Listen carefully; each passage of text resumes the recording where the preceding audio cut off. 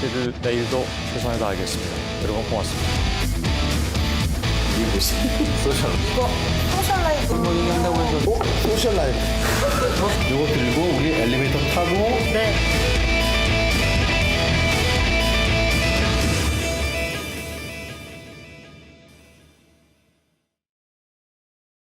세계적인 추세다.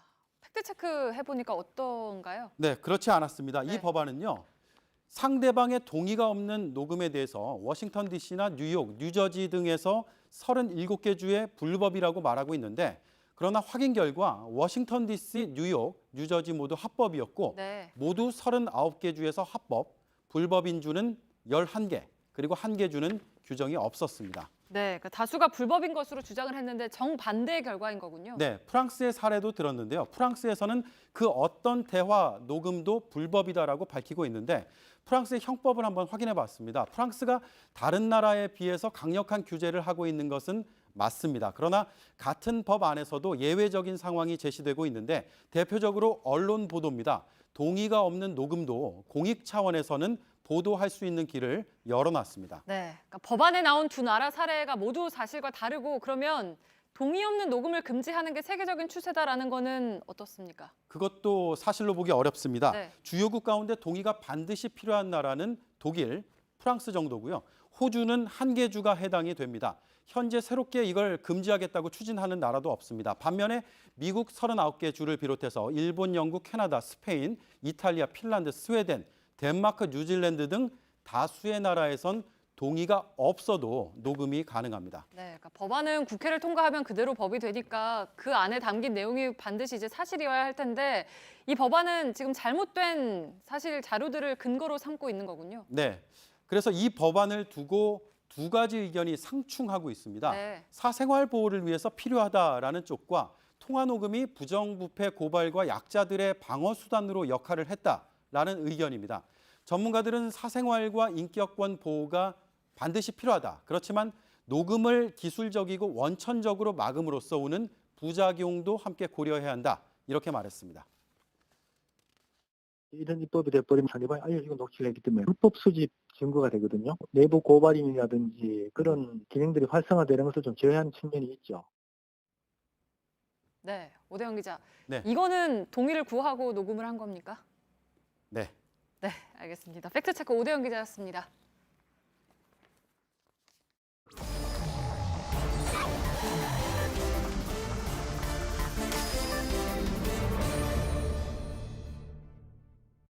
비하인드 뉴스를 시작하겠습니다. 정치부의 박성태 기자가 나와 있습니다. 첫 번째 키워드를 열죠. 예, 첫 번째 키워드는 여우 피하려다 호랑입니다. 예, 어떤 얘기죠?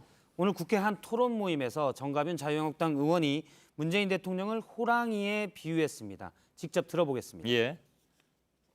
횟수를 피해가면 호랑이 만난다. 결국 우리는 호랑이 만났습니다.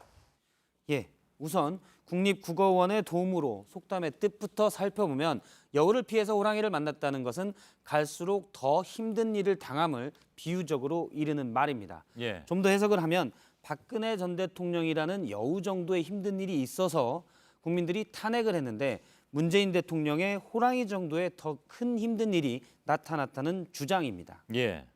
아무튼 그 국립국어는 요즘 비하인드 뉴스 때문에 업무량이 좀 늘었을 것 같습니다. 예. 정가빈 의원이 최근에 그 문 대통령의 헌법 위반 문제를 주장하면서 탄핵까지 얘기를 했었기 때문에 예. 그 연장선상에서 아마 이런 얘기가 나온 모양이죠? 맞습니다. 어제 팩트체크에서도 다뤘지만 법에 기반한 주장이 아니다 이랬고요. 청와대에서도 사과를 요구했고 오늘 아침 여당에서도 정가빈 의원을 강하게 비판을 했습니다. 예. 정 의원은 청와대 사과 요구에 대해서 어떻게 생각하냐라고 오늘 기자들이 묻자 사과 요구하기 전에 국정 운영이나 잘 하라라 그래라고 답을 했습니다. 예. 어쨌든 오늘 바른정당 김무성 의원과 또 자유한국당의 정진석 의원이 원전 관련 토론회를 주최를 했었는데요. 여기에서도 김무성 의원이 박근혜 전 대통령의 탄핵을 언급한 뒤에 또 문재인 대통령의 원전 공사 준당도 헌법 질서 훼손이다 이런 주장을 해서 간접적으로 탄핵을 좀 표현을 했습니다. 예. 이런 여당의 그 보수 야당에서 탄핵 얘기가 자꾸 나오는 것들은 여당이 볼 때 보수 야당이 탄핵 트라우마가 있는 것 아니냐 이런 지적도 나오고 있습니다. 네. 두 번째 키워드. 두 번째 키워드는 부끄러워하지 말자입니다. 예. 뭐를요? 오늘 자유한국당의 김재원 의원이 경북도당 위원장으로 취임하면서 취임사를 했는데 예. 여기에 나온 말입니다. 김재원 의원은 이승만, 박정희, 전두환, 노태우, 이명박, 박근혜 대통령은 우리 당이 배출한 우리의 지도자라는 사실을 부끄러워하지 말자 이렇게 얘기를 했습니다. 예. 제가 그래서 김 의원에게 좀 더 구체적으로 뜻을 물어보니까 예. 전직 대통령들의 잘잘못을 떠나서 뭐 나름의 성과가 있었고 또 자유한국당이 현재 기가 많이 죽어 있는데 기 좀 펴자라는 취지였다고 합니다. 예. 이게 쭉 나열하고 보니까 역시 그 뭐랄까 자유한국당 전신까지 합치면 뭐 굉장히 많은 대통령을 배출한 것도 사실이네요. 예, 오늘 제 경북도당 당원들을 대상인데요. 예. 저 중에서도 경남이 고향인 전두환 씨와 그리고 김영삼 전 대통령을 빼고는 다 또 TK 대구 경북이 그러네요. 고향입니다. 예, 예. 김재원 의원은 부끄러워하지 말자라고 했지만 이는 역설적으로 지금 당원들이 부끄러워하고 있다라는 얘긴데요. 예. 전두환 씨는 5.18 진상규명으로 다시 역사 앞에 서야 되는 그런 상황이 됐고요. 이명박 전 대통령은 국정원 댓글 지시 의혹을 받고 있습니다. 역시 수사를 통해서 밝혀야 된다는 주장이 나오고 있고 예. 박근혜 전 대통령은 국정농단으로 현재 수감 중인데 자유한국당에서 박 전 대통령을 부끄러워하는지 여부는 확인되지 않았지만 예. 어쨌든 내년 지방선거에 표에 도움이 안 된다면서 현재 출당을 논의하고 있습니다. 예. 마지막 키워드 열어보죠. 마지막 키워드는 신중한 논평입니다. 예. 오늘 정의당이 그 박성진 중소벤처기업부 장관 후보자에 대해서 대통령이 인사를 철회하라 이런 요구를 요구하는 논평을 냈는데요. 예. 직접 들어보겠습니다. 캐캐묵은 뉴라이트적 사관을 고스란히 드러냈다. 개혁을 주도해야 할 자리에 적폐를 가져다 앉히려고 한 셈이다. 예.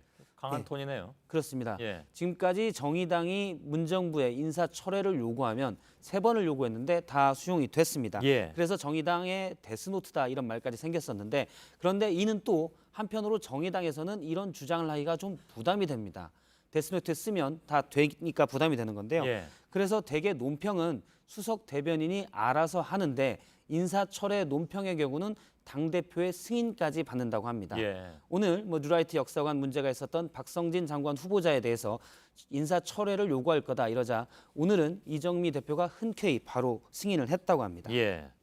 그 박성진 후보자에 대해서는 자유한국당은 오히려 좀 조용한 그런 상황이라면서요? 예, 그렇습니다. 예. 자유한국당은 지금까지 문재인 정부 인사에 대해서 거의 반사적, 자동적으로 인사 참사다라는 표현이 나왔었는데 예. 오늘은 오후까지 조용하다가 기자들의 질의가 이어지자 문자 메시지로 짧게 저렇게 논평이 나왔습니다. 예. 그러면서 종교관, 가치관, 그리고 이중국적과 세금 탈루 의혹 등에 대해서 공직자로서의 자격과 능력을 검증하겠다라고 했습니다. 예. 문제가 됐던 역사관 등에 대해서는 언급이 없었는데요. 물론 이해도 됩니다. 뉴라이트 역사관이랄지 독재 정부에 대한 미화 이런 부분들이 일정 부분 자유한국당의 입장과 같기 때문인데 예. 이 때문에 질책하기도 그렇다고 문재인 정부 인사를 비호하기도 어려운 상황이었습니다. 예. 어찌 보면 이제 자유한국당이 조용하면 할수록 박성진 후보자는 좀 곤혹스러운 뭐 그런 예. 상황이 될 수도 있겠군요. 박성태 기자였습니다. JTBC의 빨간 마티즈의 비밀 2년 만에 복원된 휴대전화 연속 보도가 한국기자협회가 선정한 이달의 기자상을 수상했습니다. 취재팀은 2015년 국정원 감청 프로그램 논란 당시 숨진 채 발견된 국정원 임모과장의 휴대전화를 복원해서 국정원의 조직적 은폐 정황을 보도함으로써 국정원 적폐청산 TF가 본격적인 조사에 착수하는 등 진실에 한 걸음 더 다가갔다는 평가를 받았습니다. 내일 전국이 맑은 가운데 일교차가 크겠습니다. 낮 최고 기온은 서울과 대전 27도로 오늘보다 조금 높습니다. 예, 잠시 후에는 소셜 라이브가 페이스북과 유튜브를 통해서 방송이 되겠습니다. 오늘 전영희 기자와 온누리 기자가 나오는데 두 기자 모두 스포츠 담당이죠. 바로 내일 월드컵 최종 예선 이란과의 대전이 남아 있는데 굉장히 중요한 경기라고 하죠. 그 얘기를 좀 나누겠습니다. 그리고 내일 축구 중계 때문에 저희 뉴스룸은 조금 짧게 방송이 될 텐데 안나경 앵커와 저는 내일 하루 좀 휴가를 다녀오겠습니다. 저희들은 내일도 최선을 다하겠습니다. 여러분 고맙습니다. Just because I call you up, don't get me wrong, don't think you got it made. I'm not in love, no, no.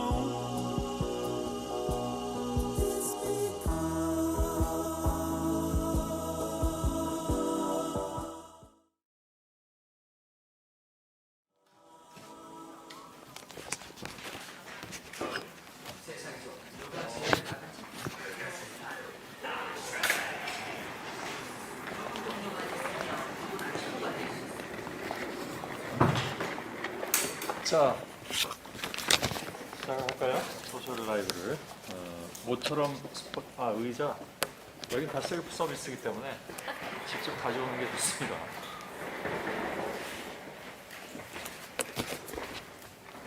모처럼 스포츠부의 부기자와 함께 소셜 라이브를 하게 됐네요.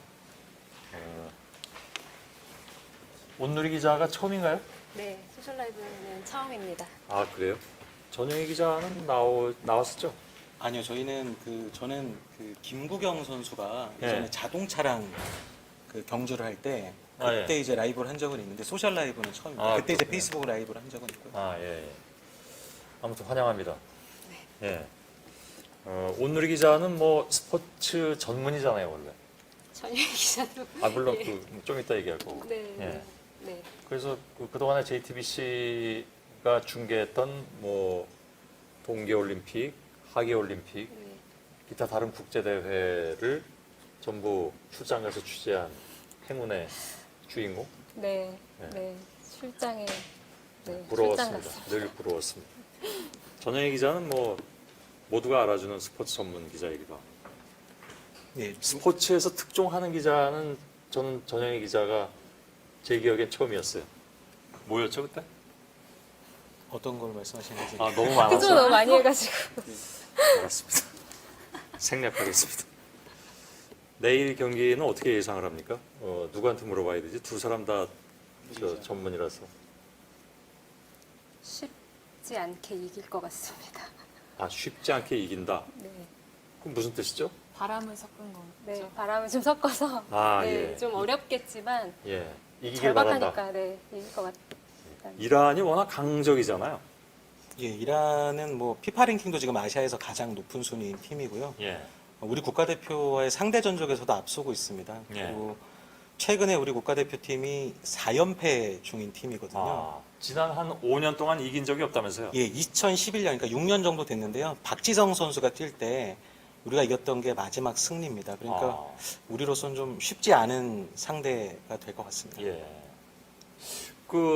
지금 우리가 어디까지가 있습니까? 2위죠? 네, 지금 2위긴 한데요. 좀 간당간당한 2위죠.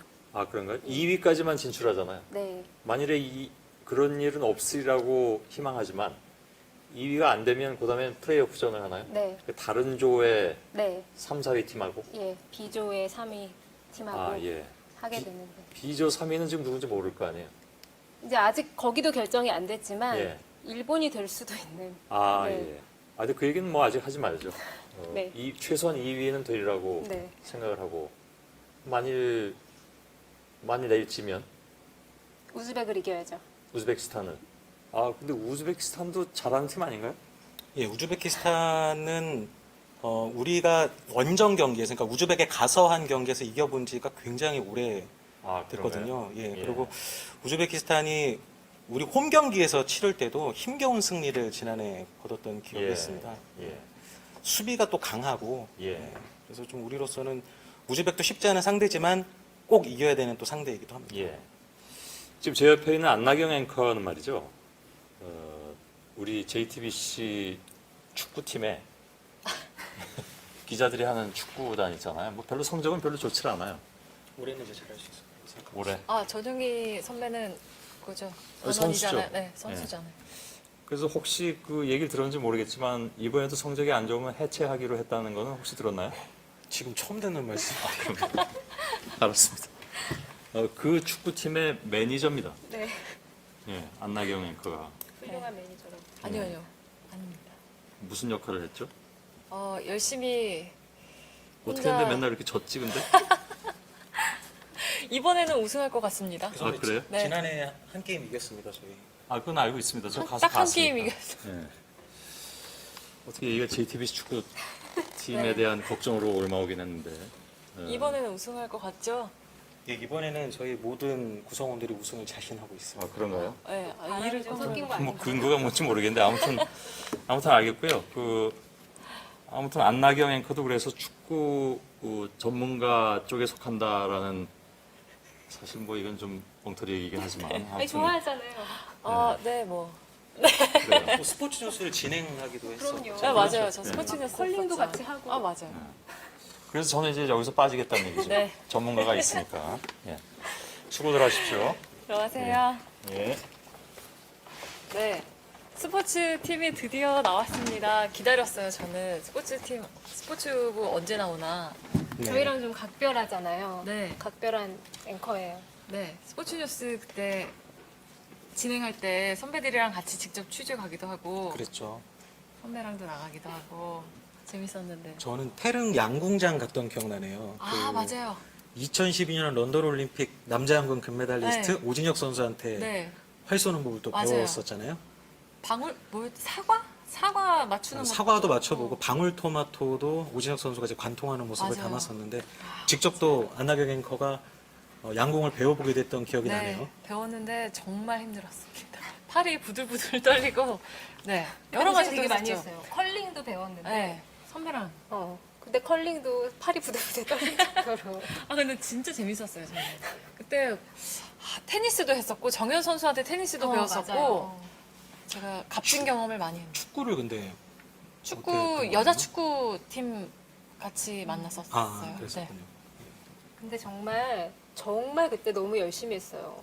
그래요? 그래서 사실 스포츠 현장에 가서 선수들하고 뭘 하다 보면 귀찮아할 수 있잖아요. 그렇죠. 네. 근데 선수들이 진짜 전혀 귀찮아하지 않고 반겼죠.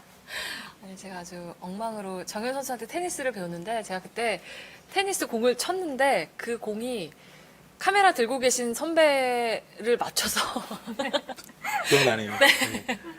재밌는 기억들이 많이 있습니다. 근데 이제 오늘 소셜라이브에서 이야기할 것들은 내일 이란전에 대한 이야기가 주인 거죠? 맞아요. 구체적으로 어떤 이야기들을 하는 거예요? 이제 내일 이제 24시간도 채 남질 않았어요. 네. 내일 9시니까 24시간도 남지 않아서 뭐 오늘은 이 첫 출발하는 신태용호에 대한 얘기, 그다음에 이란전 전망은 어떤지 이런 얘기 좀 나눌 거고요. 훈련도 이제 좀 끝났겠네요. 네, 신태용 감독이 소집한 대표팀이 지난주 월요일부터 훈련을 진행했었거든요. 네. 일주일 넘게 합숙훈련을 진행했는데 이제 훈련이 오늘로서 이제 마무리가 된 거고요. 일주일 넘게 훈련하는 과정 동안 많은 화제를 또 모았던 것이 신태용호였습니다. 그래서 훈련 뒷이야기들도 저희가 재미난 훈련 뒷이야기들도 오늘 준비했습니다. 네, 기대됩니다. 특종 전문 기자. 오늘이 선배의 소셜라이브 저도 함께 지켜보겠습니다. 수고하세요. 네. 네.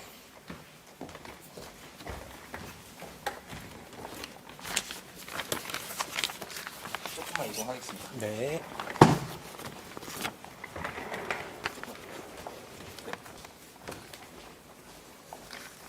네, 됐습니다.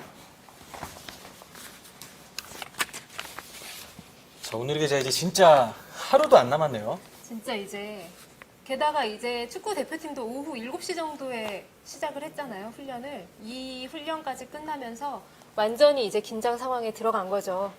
이제 딱 경기만 남은 거네요. 그러니까. 네, 경기만 남았어요. 저희도 조금 긴장감이 좀 생기는데요. 그렇죠. 내일 또 우리는 그 전장에 들어가야 되잖아요. 우리나라가 1986년 멕시코 월드컵부터 지금 30년 넘게 월드컵에 단 한 번도 못 나간 적이 없습니다. 그죠? 그렇죠. 그래서 9회 연속 월드컵 본선 진출이 내일 경기에 좀 사활이 달려있다고 볼 수가 있겠네요. 그렇죠. 그래서 하나하나 키워드로 좀 신태용호의 그간의 훈련 그리고 이란전 전망 좀 알아봐야 될 것 같아요. 네. 처음 키워드가 되풀이되는 텃세 논란이에요. 케이로스 감독 얘기죠. 네. 케이로스 감독, 그러니까 이란 대표팀은 지난주 토요일에 우리나라에 왔습니다. 그리고 일요일부터 훈련을 시작했는데 일요일부터 역정을 냈어요. 케이로스 감독이. 네, 잔디 상태가 말이 아니라면서 월드컵을 치른 나라가 아니다. 아시아드 주경기장이었는데요. 굉장히 화를 냈었죠. 그런데 또 놀라웠던 것이 다음 날 파주 공설운동장으로 훈련장을 옮겼을 때는 역시 한국은 8회 연속 월드컵에 진출한 나라답다. 이곳은 훈련하기가 너무 좋은 조건이다. 뭐 이런 얘기도 또 했더라고요. 제가 이렇게 케이로스 감독을 취재할 때마다 느끼는 건데요. 여우 같아요. 딱 그 별명처럼 여우같이 언론을 쥐락펴락하는 기술이 아주 특별한 것 같아요. 또 밀당의 고수인 것 같아요. 네. 하루는 우리 축구에 대해서 비판의 날을 세웠다가 다음 날은 리스펙트 이런 말을 써가면서 또 존중한다, 존경한다 이런 얘기도 하는데 이렇게 좀 신경전을 펼치는 좀 이유도 있을까 싶네요. 이란이 사실은 이미 본선 진출을 결정이 됐잖아요. 근데 이렇게까지 신경전 펼쳐가면서 한국전에 최선을 다하는 이유가 뭘까요? 그 케이로스 감독은 내년 러시아 월드컵까지가 계약 기간이죠. 내년 러시아 월드컵에 이미 진출했지만 또 거기서 좋은 성적을 거둬야 하는 그런 또 책무가 있고요. 이번 이란 대표팀은 젊은 선수들을 많이 데려왔더라고요. 그 젊은 선수들에서 좀 이번 한국전에서 좀 눈여겨볼 만한 선수들이 내년 러시아 월드컵에서 또 새로운 피가 또 수혈이 될 수 있는 이란 대표팀의 이런 상황이기 때문에 그 새로운 선수들, 그다음에 그 기존에 있었던 이란의 어떤 스타 선수들 신고조화를 이뤄내서 라이벌전인 한국전을 반드시 잡겠다는 의지가 굉장히 충만한 것 같습니다. 근데 이란 출장 갔었잖아요. 네, 작년 10월에 갔었죠. 그때 우리는 텃세를 당하지 않았나요? 아닙니다. 오늘 신태용 감독이 기자회견에서도 얘기를 했지만 그것도 텃세가 대단했습니다. 사실 텃세 논란이라고 하는 것은 비단 뭐 한국 이란전뿐만이 아니고요. 전 세계 어느 나라의 A매치를 가더라도 그 상대방에게 최상의 훈련 조건을 제공하지는 않을 거예요. 그렇죠. 우리 대표팀도 훈련장을 갔더니 조명이 없는 거예요. 그래서 훈련이 되나요? 그러니까 좀 뭐 어슴풀에 희미하게 좀 봤던 기억이 있는데 또 방송은 또 조명이 중요하기 때문에 저희도 또 훈련 스케치를 담기가 굉장히 어려웠던 기억이 있는데 당시에 그래서 뭐 가로등 비슷한 불빛에 비춰가면서 훈련했던 기억도 나고요.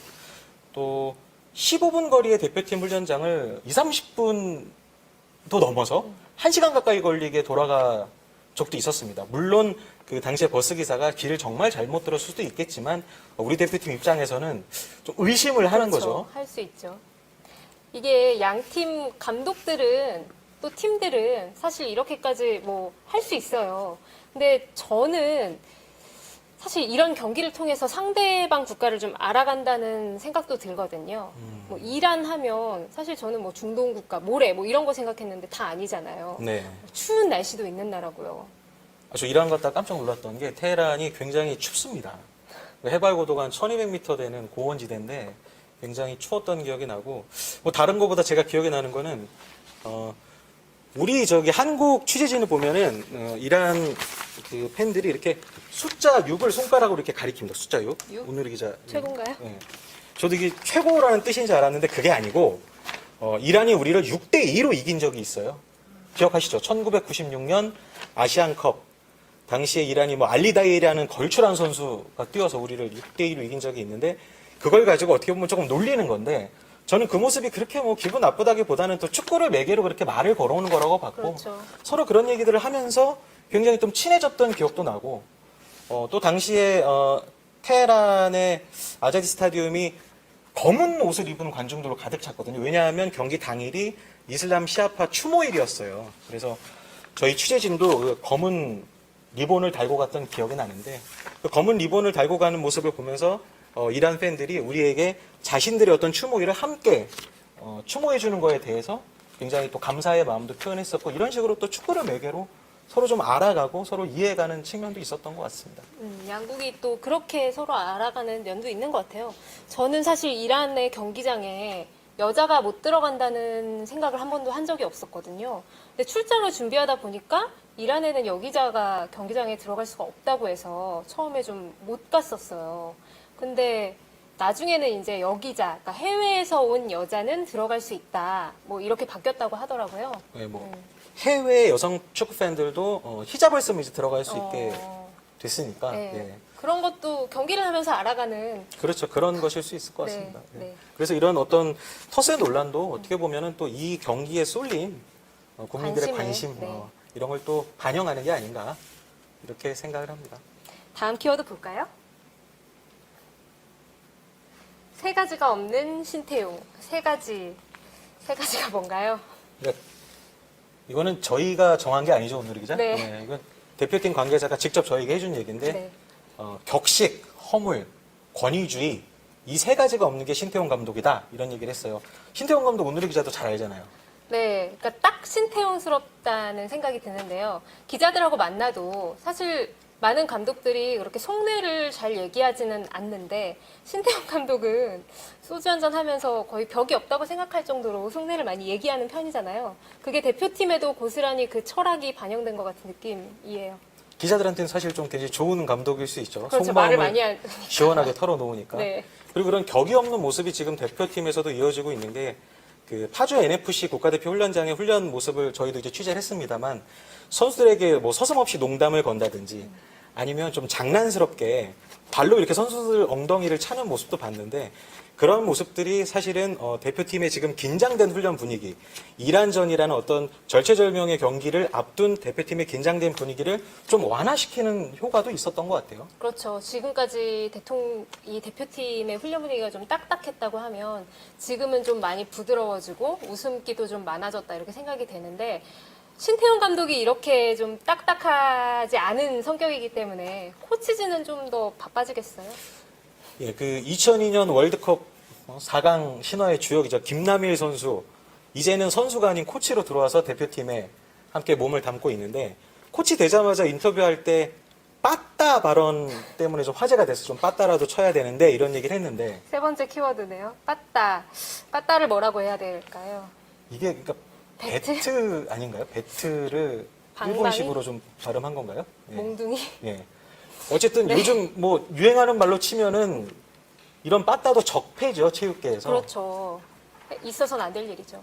김남일 코치가 뭐 실제로 정말 이렇게 빠따를 치려고 했다기보다는 그 기강을 잡겠다. 기강을 네. 잡고 대표 선수들에게 그라운드에서 대표 선수로서 어떤 마음가짐으로 경기에 나서야 되는지를 좀 말하고 싶었다 이렇게 좀 해석을 하는 게 맞을 것 같은데요. 그런 면에서는 좀 신태용 감독하고 호흡이 잘 맞는 것 같은 게 궁합이 맞다고 해야 될 것 같아요. 감독은 좀 부드럽게 해주고 코치는 좀 엄하게 다가가고 이래야 또 팀의 기강 같은 건 또 설 수 있으니까요. 근데 저는 이 얘기를 하다 보니까 생각나는 게 예전에 저 기성용 선수 네, 선수. 네, 인터뷰를 하다 좀 깜짝 놀란 적이 있었는데 그날 뭐 대표팀 이렇게 가서는 힘들다 이런 얘기를 막 했었거든요. 그래서 대표팀에 대한 불만들을 많이 털어놨었어요.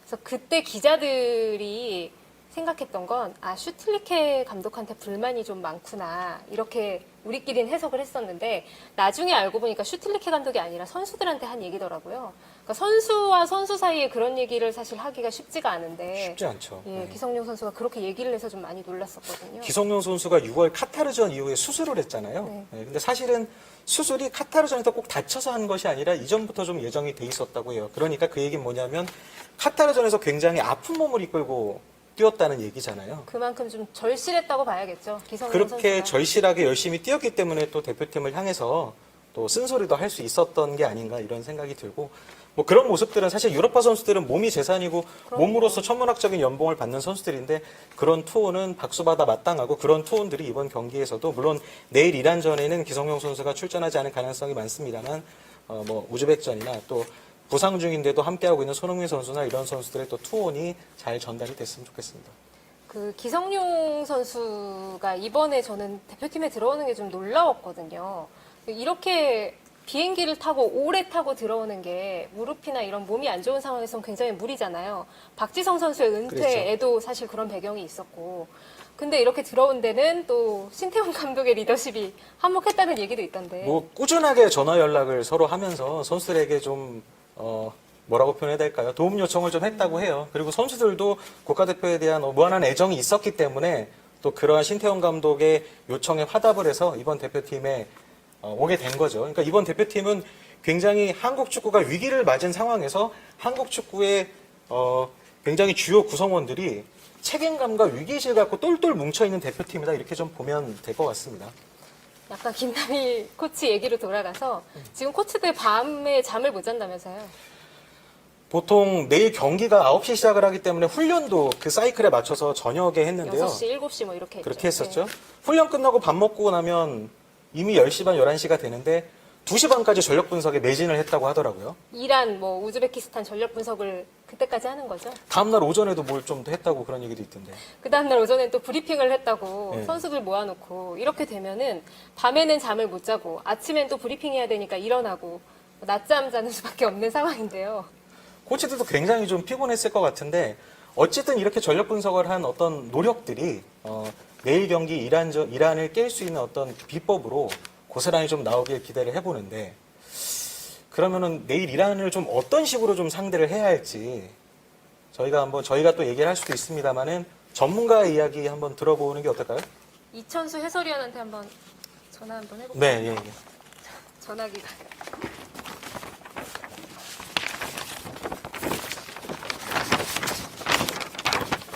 이천수 해설위원은 2002년 한일 월드컵 4강의 주역이죠. 그리고 2006년 독일 월드컵 때는 토고전에서 프리킥골 아마 기억하시는 팬들 많을 텐데요.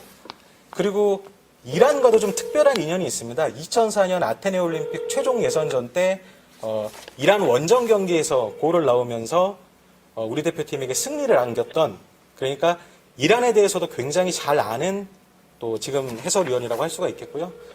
내일 또 어떤 해설을 준비하고 있는지도 궁금한데요. 굉장히 지금 공부들을 많이 하고 있다 그래요. 전화가 안 되나요? 예. 전화가 안 되네요. 아, 그렇군요. 한 번만 더 해볼까요? 네, 잠깐만요. 오늘 무슨 아니, 언제 전화를 왜 안 받을까요? 네, 전화가 좀 안 터지는 곳에 있을 테니까 한 번만 더 해보도록 하겠습니다. 그래서 내일 경기 같은 경우도 이제 굉장히 준비를 많이 하고 있다고요. 그래서 이란 경기들을 보면서 경기의 어떤 맥을 짚을 수 있는 포인트들을 좀 잘 정리를 하고 있다고 하고요. 전화 예. 네, 이천수 해설위원. 네, 안녕하세요. 안녕하세요. 저 온누리 기자예요. 아, 네, 안녕하세요. 네. 아니, 전화를 왜 안 받았어요? 언제 했어요? 저? 지금 방금 했었는데 네, 아, 몰랐어요. 죄송해요. 소리 제일 큰 건데. 여보세요? 네, 아, 여보세요? 들리세요? 조금만 네. 말씀을 크게 해주세요. 네, 알겠습니다. 네. 그 이란이 경기 초반에 좀 우리 상대로 어떤 전술로 나올까요? 제 생각으로는 뭐 분산지도 했고 현재 이란이 좀 어지러운 상황이 좀 있거든요. 네. 그래서 저는 자기들의 축구를 좀 과시하기 위해서라도 좀 공격적인 모습을 보일 것으로 예상합니다. 그래서 초반부터 우리 수비를 괴롭히는 전방 압박을 통해서 자기들이 이제 신체 밸런스가 좋기 때문에 그런 거를 좀 과시하는 축구를 하지 않을까 이렇게 생각을 합니다. 네. 이천수 해설위원 저 전영희 기자입니다. 오랜만입니다. 네, 안녕하세요. 반갑습니다. 네, 반갑습니다. 예. 그 이란이 지금 8경기에서 한 골도 내주지 않았잖아요. 최종 예선전에서요. 네, 그렇죠. 네. 네, 그래서 이란은 아시아에서 가장 두터운 수비를 자랑하고 있다고 해도 뭐 틀린 얘기는 아닐 것 같은데 우리가 그 수비를 깨기 위해서 어떤 전술이 좀 필요할 거라고 보시나요? 이란을 깨기 위해서는 이제 중앙 공격의 시스템보다는 측면이 살아나야 된다고 저는 생각을 하고 있어요. 그래서 측면이 살아나기 위해서는 1대1을 과감하게 시도하는 것도 좋지만 이 사이드 윙백의 오바렛에서 통해서 2대1 상황에서 크로스 공격. 지금 현재 다르팀 원톱에는 이제 신체 조건이 좋은 이동국 선수나 김지욱 선수가 포진해 있기 때문에 그 선수들께 맞춰줄 수 있는 정확한 크로스가 들어간다면은 분명히 골이 들어갈 수 있다고 저는 생각을 합니다. 그 김남일 차두리 코치와 이동국 선수와는 또 이천이 멤버고 그렇잖아요. 네. 예, 예전 멤버인데 통화는 좀 해보셨는지 지금 대표팀 분위기 같은 거 얘기를 좀 나눠봤나요? 그 전에는 이제 통화를 많이 했었는데 대표팀 코치가 되고 나서부터는 제가 좀 그 형들도 이제 그 자리에 들어갔던 거에 대해 부담감을 좀 가지고 있는 것 같아갖고 전화를 못했고요. 근데 아마 밖에서 들리는 소문에는 분위기가 굉장히 좋고 뭐 이란전에는 뭐 정신적인 부분에 굉장히 강조를 많이 시키고 있다라는 얘기는 듣고 있습니다. 네. 자, 이천수 해설위원 제가 단도직입적으로 한번 물어볼게요. 내일 네. 몇 대 몇 날까요? 우리가 이길 수 있겠습니까? 한번 예상을 한번 해주시죠. 뭐 예상이라는 건 뭐 쉽게 할 수 있는 건 아니지만 내일은 그래도 많은 관중들이 오시고 그런 경기 또 대표팀이 해야 될 경기이기 때문에 저는 1대0 예상합니다. 네. 한국승. 한국승. 알겠습니다. 감사합니다. 내일 좋은 해설 부탁합니다. 네, 감사합니다. 감사합니다. 네. 자, 아까 이천수 해설위원이 뭐 이제 이동국 선수 얘기도 잠깐 했는데 뭐 물론 이동국 선수는 2002년 멤버는 아닙니다만은 이번에 포함이 됐잖아요. 그렇죠. 그런데 그 이동국 선수가 대표팀에 오면서 좀 소위 좀 족보가 꼬여버렸다 이런 얘기도 있던데 어떤 얘기인가요? 그 이동국 선수는 80년생, 그다음에 79년생. 예. 79년생. 네. 차두리 코치가 80년생. 이렇게 되니까 이게 역전이 됐잖아요. 코치와 선수 사이가. 그래서 들어갈 때, 그러니까 파주에 입수할 때부터 좀 굉장히 재미있었다고 하더라고요. 이동국 선수가 차두리 코치를 보고 평소 같았으면 뭐 둘이야 이렇게 반갑게 인사를 했겠지만 차두리 코 점점점 치 점점점 뭐 님 뭐 이런 화면도 좀 화제가 됐었잖아요.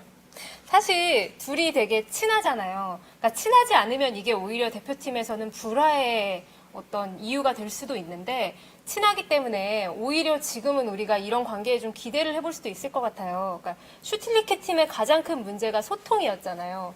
근데 이제는 소통을 할 수 있는 젊은 코치와 또 나이가 좀 있는 선수가 노련한 선수가 같이 만나서 소통을 할 수가 있으니까 좀 신태용 후에는 좋은 점이 또 아닐까 생각이 드네요.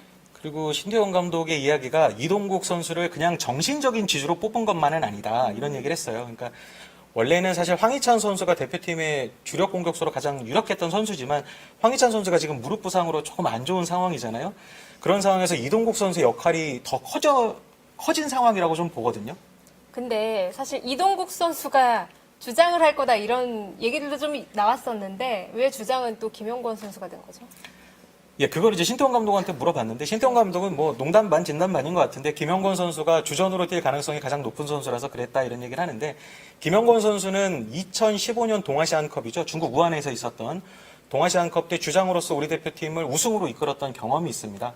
좀 그런 경험들을 높이 샀던 것 같고요. 내일 중앙수비수로서의 활약도 좀 기대를 해보겠습니다. 다음 이제 마지막 키워드 볼까요?